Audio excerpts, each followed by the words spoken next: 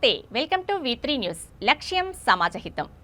ముందుగా వార్తల్లోని ముఖ్యాంశాలు. పథకాల పేరుతో 8 ఏళ్లుగా సీఎం కేసీఆర్ మోసం.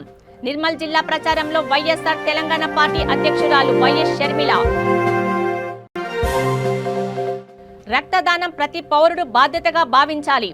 రక్తదాన శిబిరంలో మాట్లాడిన బాపట్ల ఎస్పీ వకుల్ జిందాల్.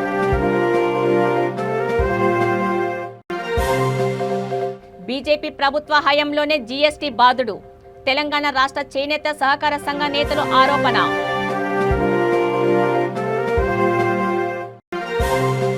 ఘనంగా నేరేడుచెల్ల వైఎస్ చైర్పర్సన్ జన్మదిన వేడుకలు. పేదల కోసం కృషి చేసిన నాయకురాలు ఆమె, మాట్లాడిన ప్రధాన కార్యదర్శి.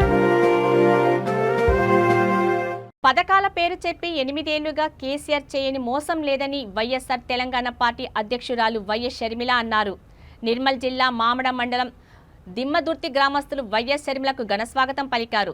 కేసీఆర్ హామీ ఇచ్చిన ప్రతి పథకం మోసమేనని, ఏ ఒక్కటి కూడా సీఎం అమలు చేయలేదని ఆమె ఆరోపించారు. అందుకే ఈసారి కేసీఆర్ను నమ్మి మోసపోవద్దని హితబోధ చేశారు. ఈ ప్రభుత్వానికి ప్రజల సంక్షేమం పట్టదు, బీజేపీ కాంగ్రెస్ పార్టీలకు సైతం ప్రజల సమస్యలు పట్టవని వైఎస్ షర్మిల అన్నారు. బీజేపీ కాంగ్రెస్ పార్టీలవి కూడా స్వార్థ రాజకీయాలన్నారు. ప్రజల పక్షాన నిలబడేందుకే తాము పార్టీ పెట్టామని ప్రజలకు భరోసా ఇచ్చారు.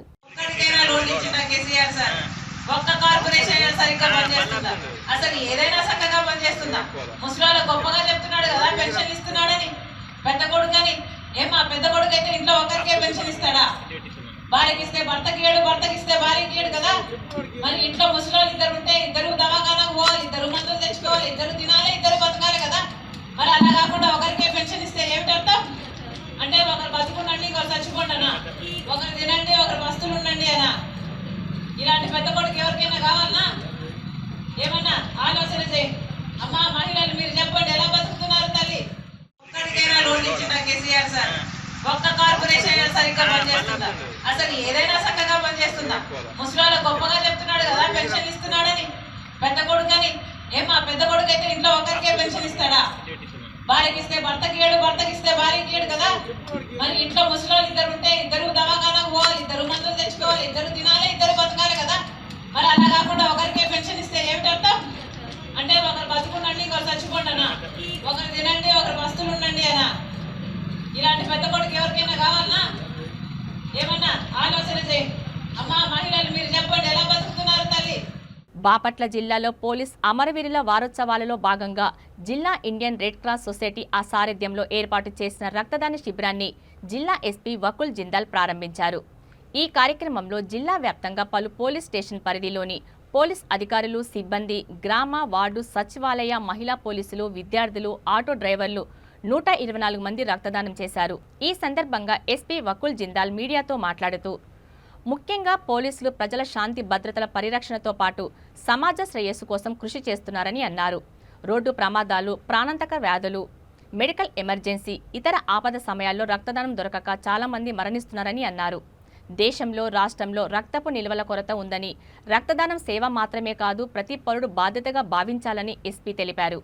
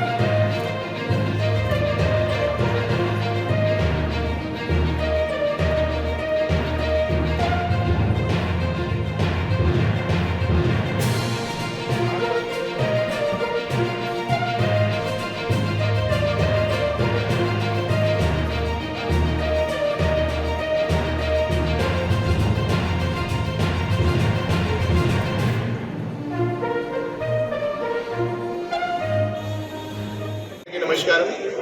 ఈరోజు బాపట్ల టౌన్లో as part of police commemoration week ఈరోజు ఒక blood donation camp police department తరఫున ఆర్గనైజ్ చేయడం జరిగింది. సో మనందరికీ తెలుసు, మన దేశంలో అండ్ మన రాష్ట్రంలో కూడా బ్లడ్ది చాలా ఎక్కువ షార్టేజ్ ఉంది.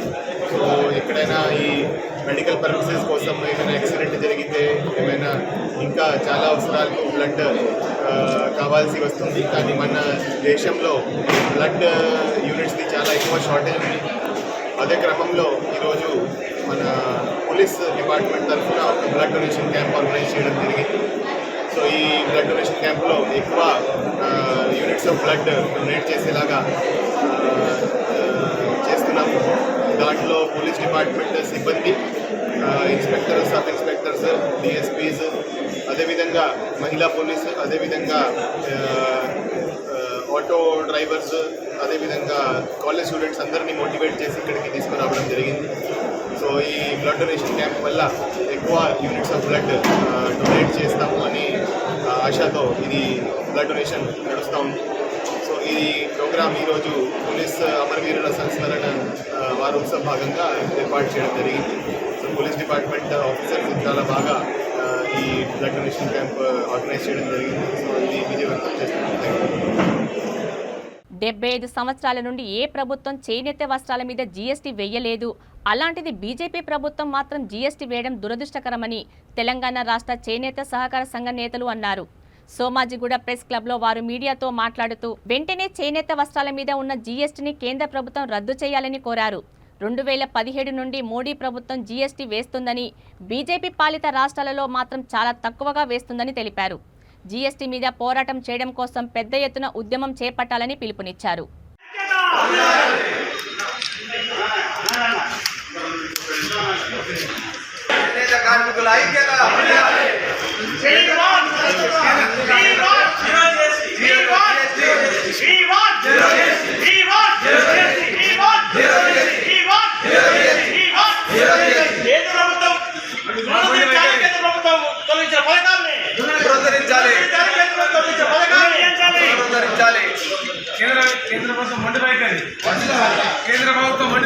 నేను మునుగోడు చేనేత సహకార సంఘం డైరెక్టర్ని. మా ప్రధానమైన డిమాండ్ అంటే మా ప్రాంతంలో మునుగోడు కానీ, నల్గొండ కానీ, కరీంనగర్ కానీ, వరంగల్ కానీ, ఇలాంటి మహబూబ్నగర్ జిల్లాలో అత్యధిక మంది చేనేత కార్మికులు ఉన్నారు. అంతేకాకుండా దేశవ్యాప్తంగా కూడా చేనేత కార్మికులు ఉన్నారు.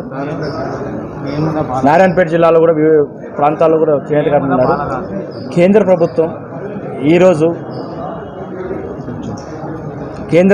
ఈరోజు చేనేత పైన 5% జీఎస్టీని విధించింది.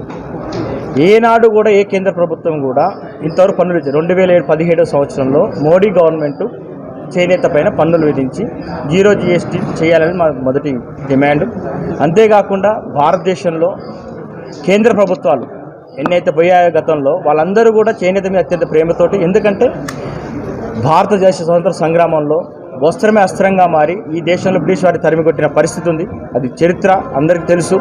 ఏ ప్రభుత్వాన్ని చేనేత తులనాడితే మాత్రం వారికి వస్త్రమే అస్త్రంగా మారి వారిని అస్త్రసన్యాసం చేయించే పరిస్థితి ఏర్పడుతుంది. కాబట్టి ఈ రంగాన్ని కాపాడాల్సిన బాధ్యత ప్రతి వ్యక్తి మీద, వ్యవస్థ మీద, పార్టీల మీద, ప్రభుత్వాల మీద కూడా ఉన్నది. ఎందుకంటే ఇది చాలా సెంటిమెంట్లతో కూర్చుకున్న పరిస్థితి. దీని మీద ఆధారపడి కొన్ని వేల కుటుంబాలు, లక్షల కోట్ల మంది ఆధారపడి ఉన్నారు. భారతదేశంలో వ్యవసాయం తర్వాత అత్యధికంగా ఆధారపడ్డ రంగం చేనేత రంగం. ఈ రంగాన్ని మనం కాపాడాల్సిన పరిస్థితి ఉంది. ఈ ప్రభుత్వం 2017లో 5% పన్ను విధించింది. మేము ఆ రోజే డిమాండ్ చేశాం, సార్ మా మీద పన్ను వేయొద్దండి, మీరు ఇది చైనా చాలా కళాత్మకమైన రంగం, ఈ రంగాన్ని కాపాడుకోవాల్సిన పరిస్థితి పరిస్థితి కాబట్టి ఈ రంగాన్ని మీరు కాపాడాలి 100% అని చెప్పినాం. ఆ రోజు నుండి మేము చేద్దామని చెప్పారు. ఆ తర్వాత దాన్ని ఏం చేశారు, 2017 సంవత్సరంలో వేసిన పన్నుని 2022 సంవత్సరం ఫిబ్రవరి నెలలో 12% తీసుకొచ్చారు. మేము ఆ రోజే ఖండించాం, 12% తీసేయాలని చెప్పి ప్రభుత్వాన్ని 30 దాడి చేశారు. అన్ని రాష్ట్రాల నుంచి మా ప్రజా సంఘాలు, మా చేనేత సంఘాలు, అన్ని సంఘాలు ముక్తకరణతో వ్యతిరేకిస్తే 5 రాష్ట్రాల ఎలక్షన్స్ ఉన్నాయా పేరుతో దాన్ని మళ్ళీ 5% తీసుకొచ్చి అక్కడే పెట్టారు, స్టేబుల్గా అక్కడే పెట్టారు. అంటే దాన్ని కోల్డ్ స్టోరేజ్లో పెట్టారు. మేము కోరేది ఒక్కటే, ఈ రంగాన్ని కాపాడాల్సిన పరిస్థితి కేంద్ర ప్రభుత్వమే ఉన్నది. ఈ ప్రభుత్వం పన్నును ఎత్తివేయాలి అనేది ప్రధానమైన డిమాండ్.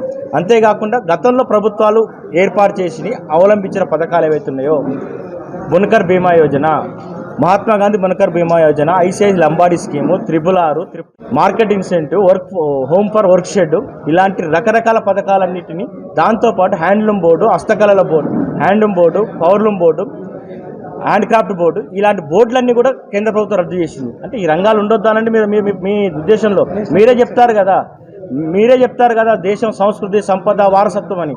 ఈ వారసత్వ సంపద ఉండాల్సిన అవసరం లేదా? నెక్స్ట్ జనరేషన్ చూడాల్సిన అవసరం లేదా? నెక్స్ట్ మన జనరేషన్ మొగ్గాలనేవి ఉండేవి, ఈ రోజు తీసుకుపోయి వీటిని కోల్డ్ స్టోరేజ్ పెట్టే పరిస్థితి తీసుకొచ్చింది. దీన్ని తీసుకొచ్చి మ్యూజియంలు వస్తువుగా తయారు చేసే పరిస్థితి కేంద్ర ప్రభుత్వం అవలంబిస్తున్న విధానాలు. ఒక్కటే డిమాండ్, 0 GSTని చేయాలి. దాంతోపాటు ప్రభుత్వం ఏవైతే పథకాలు రద్దు చేసిందో ఆ పథకాలు పునరుద్ధరించాలనేది ప్రధానమైన డిమాండ్. దీంతోనైతే ఈ రంగం బాగుపడుతుంది. చేనేతల గురించి మీరు పాటుపడాలంటే ఇవన్నీ అమలు చేయాలనేది మా ప్రధానమైన డిమాండ్. సూర్యాపేట జిల్లా నేరేడుచెల్ల పట్టణ అధ్యక్షురాలు వైస్ చైర్పర్సన్ చెల్లా శ్రీలతారెడ్డి జన్మదిన వేడుకలను ఘనంగా నిర్వహించారు. నేరేడుచెల్ల చౌరస్తా నందు పట్టణ ప్రధాన కార్యదర్శి చిత్తలూరు సైదులు ఆధ్వర్యంలో పట్టణ కమిటీ తరపున వైస్ చైర్పర్సన్ జన్మదినోత్సవాన్ని వైభవంగా నిర్వహించారు. అనంతరం చిత్తలూరు సైదులు మాట్లాడుతూ చెల్లా శ్రీలతారెడ్డి రాజకీయ రంగ ప్రవేశం చేసినప్పటి నుండి బలహీన వర్గాలు, పేద ప్రజల అభివృద్ధి కోసం కృషి చేసిన నాయకురాలు అని ఆయన అన్నారు.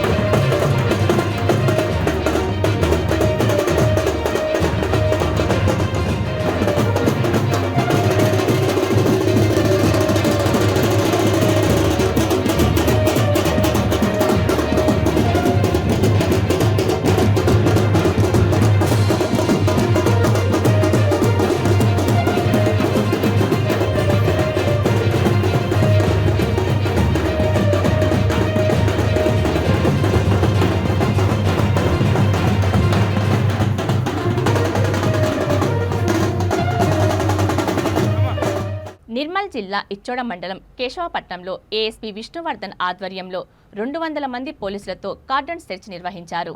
ఇంటింటికి సోదా నిర్వహించి అనుమతి పత్రాలు లేని 45 ద్విచక్ర వాహనాలను స్వాధీనం చేసుకున్నారు. అదేవిధంగా 3 లక్షల విలువైన కలపను స్వాధీనం చేసుకున్నారు. కార్యక్రమంలో సిఐ ముదావత్ నైలు, ఎస్ఐ ఉదయ్ కుమార్, ఆయా స్టేషన్ల ఎస్ఐలు, ఏఎస్ఐలు, పోలీసులు పాల్గొన్నారు.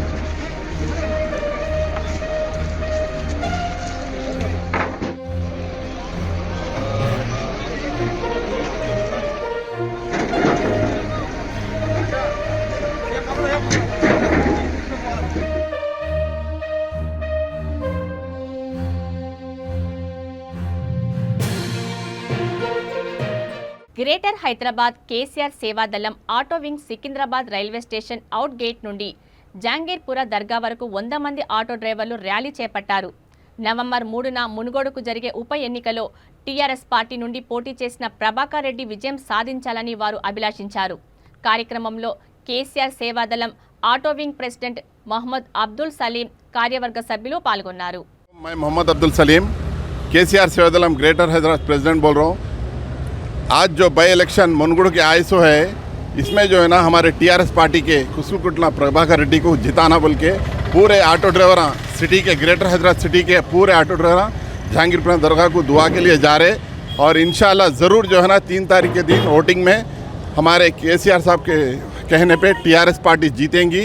और जो राजगोपाल रेड्डी है जो बीजेपी का अपने कमीशन के लिए जो है ना कॉन्ट्रैक्ट के लिए उन्होंने बीजेपी में जाके बाई इलेक्शन लाया, उसको जो है ना जूते मारे ऐसा जो है ना हमारे टीआरएस पार्टी जिताएंगी। और हमारे को यकीन है पूरे ऑटो ड्राइवर जो है ना जहांगीरपुर दरगाह को जाके दुआ कर रहे अमानुल्ला खान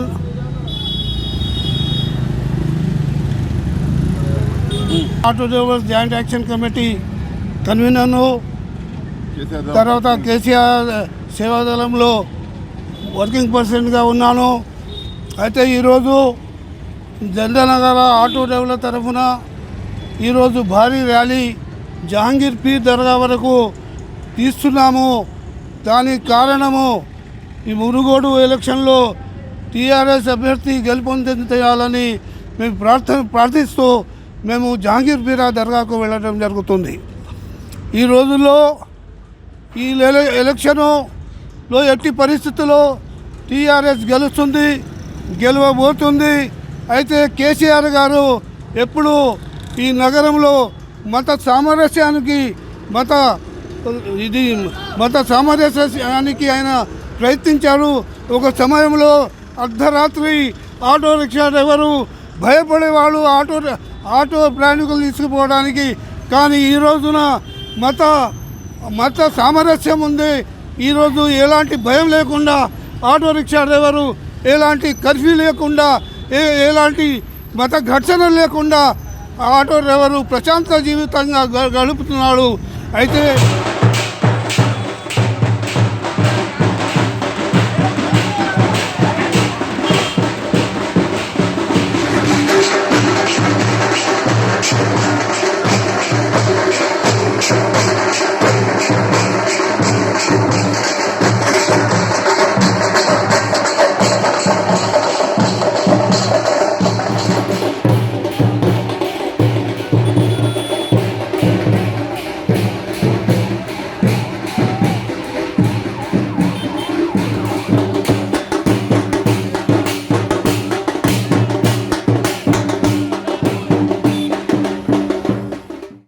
శాంతి భద్రతల పరిరక్షణలో ప్రాణాలొడ్డిన పోలీస్ అమరుల సేవలను ప్రజలు ఎప్పటికీ మరువరని ఖమ్మం అడిషనల్ డీసీపీ శబరీష్ అన్నారు.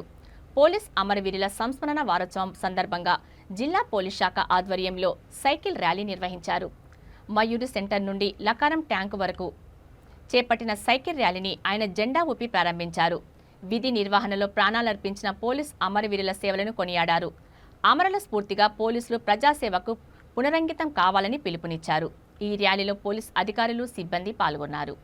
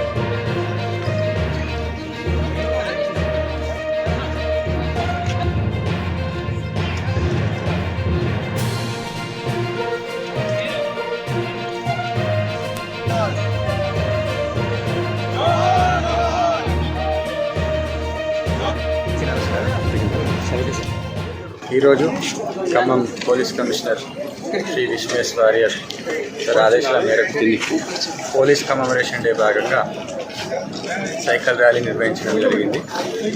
మయూరి సెంటర్ నుంచి అకాలం వరకు భారీ ఎత్తున వచ్చిన మన పోలీస్ సిబ్బంది అలాగే ఖమ్మం ప్రజలందరికీ really want to thank everyone. In the service of the nation, many of our colleagues have laid down their lives. We remember their sacrifices and we really salute those brave hearts. Rythu Bandhu, pension, ప్రభుత్వం అందిస్తున్న సంక్షేమ పథకాలు కావాలంటే మునుగోడు ఉప ఎన్నికల్లో టీఆర్ఎస్కే vote వేయాలని మంత్రి జగదీశ్వర్ రెడ్డి ప్రజలకు పిలుపునిచ్చారు. నల్గొండ జిల్లా మునుగోడు నియోజకవర్గ పరిధిలోని నాంపల్లిలోని ఎస్ లింగోటంలో పార్టీ అభ్యర్థి కూసుకుంట్లకు మద్దతుగా ఆయన ప్రచారం చేశారు. ఉప ఎన్నిక ఎందుకు వచ్చిందో, లాభం ఎవరికి వచ్చిందో ప్రతి ఒక్కరూ ఆలోచించాలని అన్నారు. బీజేపీకి ఓటు వేస్తే సంక్షేమ పథకాలు వద్దు అని రాసించినట్లే అవుతుందని వ్యాఖ్యానించారు. ఈ ఊరికి రాకుండా కేవలం ఢిల్లీలో కూర్చొని కాంగ్రెస్ పార్టీ ఆఫీసులో ఏం జరుగుతుందో తెలుసుకొని పోయి నరేంద్ర మోడీలకు, అమిత్ షాలకు చెప్పి ఆ కాంగ్రెస్ పార్టీ విధముడిచి దాని నాశనం చేసిండు.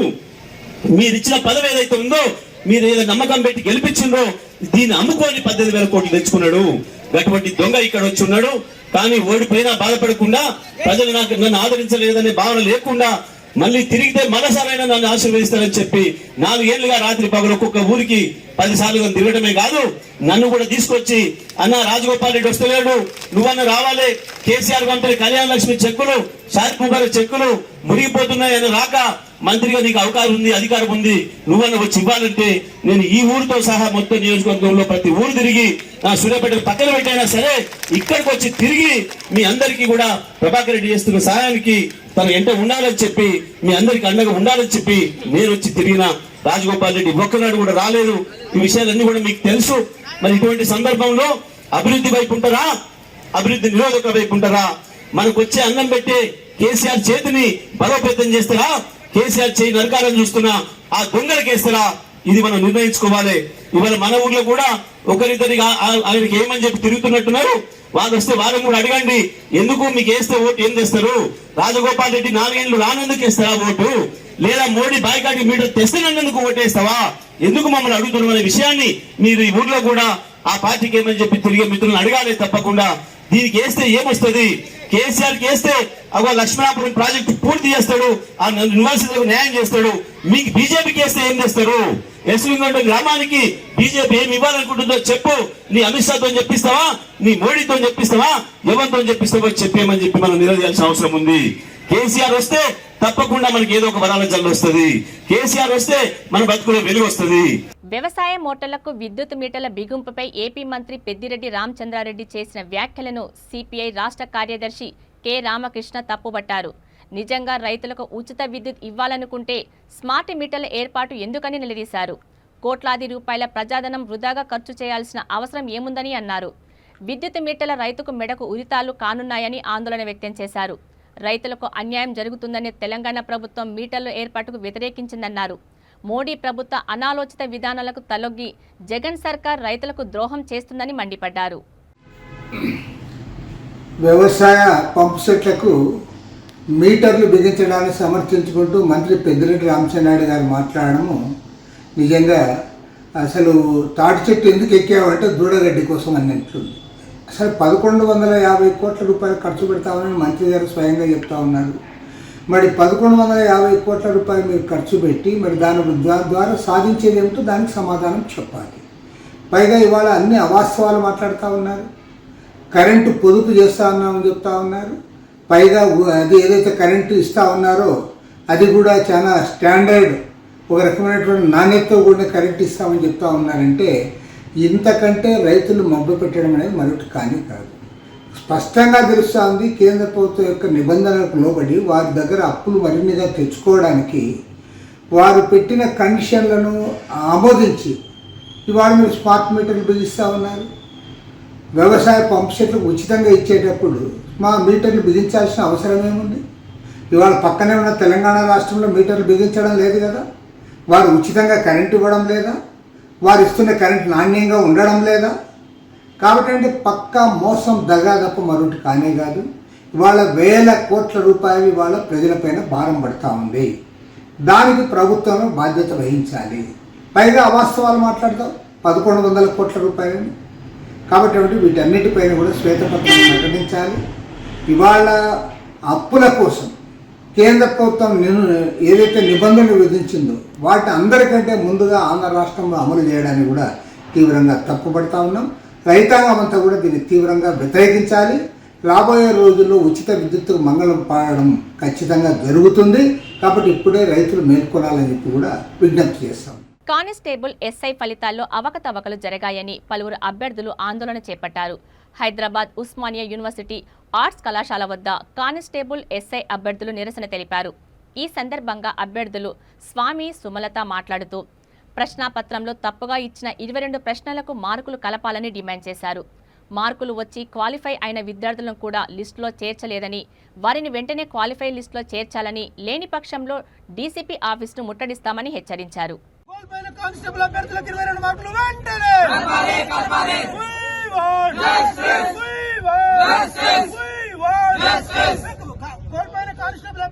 స్వామి గౌడ్ బీసీ విద్యార్థి సంఘం రాష్ట్ర వర్కింగ్ ప్రెసిడెంట్ ఉస్మానియా యూనివర్సిటీ. మొన్న ఏదైతే రిజల్ట్ వచ్చిందో ఎస్ఐ కానిస్టేబుల్ అభ్యర్థుల యొక్క రిజల్ట్లో అవకతవకలు జరగడం జరిగింది.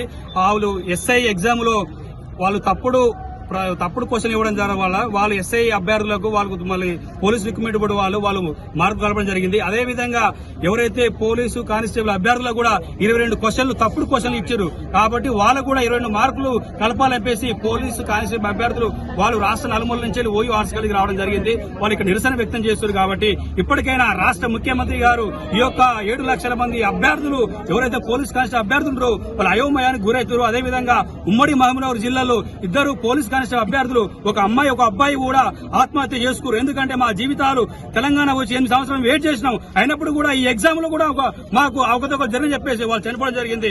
ఈ రోజు 60,000 ఒక హాల్ టికెట్ నెంబర్ నుంచి ఇంకో హాల్ టికెట్ నెంబర్ వరకు 60,000 మందిలలో ఒక అభ్యర్థి కూడా వాళ్ళు డిస్ప్లే వాళ్ళ నెంబర్ డిస్ప్లే కాకపోవడం, వాళ్ళు క్వాలిఫై కాకపోవడం కూడా ఈ చాలా మాకు కూడా అనుమానం వస్తుంది. కాబట్టి ఇప్పటికైనా రాష్ట్ర ప్రభుత్వం కూడా ఈ పోలీసు యొక్క ఈ రిక్రూట్మెంట్ ద్వారా ఎంపటే యాక్షన్ తీసుకొని ఈ యొక్క పోలీస్ కానిస్టేబుల్ అభ్యర్థులకు ఎంపటే వాళ్ళకు 22 మార్కులు కలిపి, అదేవిధంగా పార్ట్ 2 అప్లికేషన్ ఏదైతుందో వాళ్ళకి ఎంపటే వాళ్ళు తక్షణమే వాళ్ళకి నిలిపివేసి ఈ పార్ట్ 2లో ఏదైతే మార్క్స్ 22 మార్కులు సరిపి జరుగుతున్నాయి వాళ్ళకి ప్రెస్ రిజల్ట్ ఇవ్వాలి. ఇచ్చి ఆ యొక్క అభ్యర్థులను న్యాయం చేయకపోతే మాత్రం మేము పోలీసు డీసీపీ ఆఫీస్ నెగిటివ్ తీసి 60 వచ్చినాయి. నాకు రిజర్వేషన్ ఇవ్వకపోయినా కానీ నేను క్వాలిఫై అయిపోతాను. సో నాకు ఎట్లా ఇచ్చినారు? 60 వచ్చినా నేను ఎందుకు క్వాలిఫై కాలేదు చెప్పాలి సార్. నాకు చూసుకున్నా ఓఎంఆర్ డౌన్లోడ్ పెడితే ఓఎంఆర్ చూసుకున్నా, కీ చూసుకున్నా, 2 చూసుకుంటేనే నాకు 60 వచ్చినాయి. నాకు రిజర్వేషన్ ఇవ్వకపోయినా నేను బీసీ అభ్యర్థిని, నేను క్వాలిఫై కావాలి కదా. నన్ను ఎందుకు క్వాలిఫై చేయలేదు? రాష్ట్ర ప్రభుత్వం వెంటనే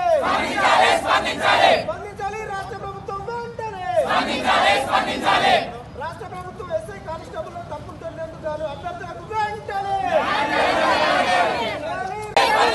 స్పందించాలి. రాష్ట్ర ప్రభుత్వం వెంటనే స్పందించాలి. రాష్ట్ర ప్రభుత్వం వెంటనే రాష్ట్ర ప్రభుత్వం ఎస్ఐ కానిస్టేబుల్ తప్పులు తెలియదు కాదు అభ్యర్థులకు వెంటనే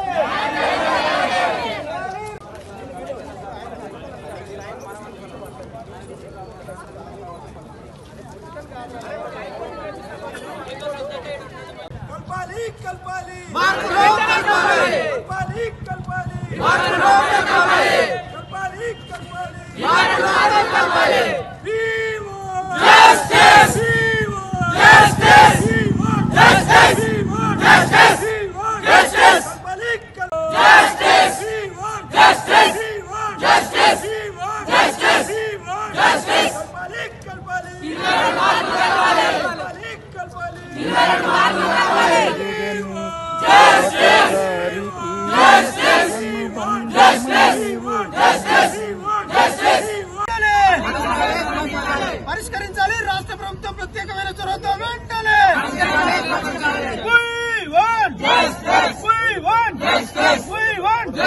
కోల్పోయిన కానిస్టేబుల్ అభ్యర్థులకు 22 మార్కులు వెంటనే ఎస్ఐ కానిస్టేబుల్ మార్కులు వెంటనే కలపాలి. ఎస్ఐ కానిస్టేబుల్ మార్కులు వెంటనే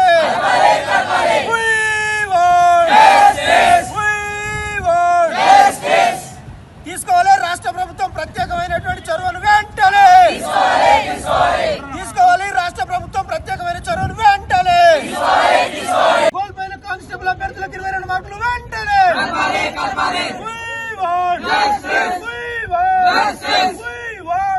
వార్తలు ముగించే ముందు ముఖ్యాంశాలు మరోసారి. పథకాల పేరుతో 8 ఏళ్లుగా సీఎం కేసీఆర్ మోసం. నిర్మల్ జిల్లా ప్రచారంలో వైఎస్ఆర్ తెలంగాణ పార్టీ అధ్యక్షురాలు వైఎస్ షర్మిల.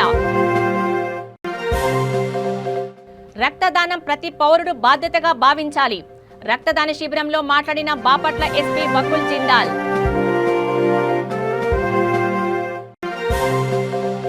బీజేపీ ప్రభుత్వ హయాంలోనే జీఎస్టీ బాదుడు. తెలంగాణ రాష్ట్ర చేనేత సహకార సంఘ నేతలు ఆరోపణ.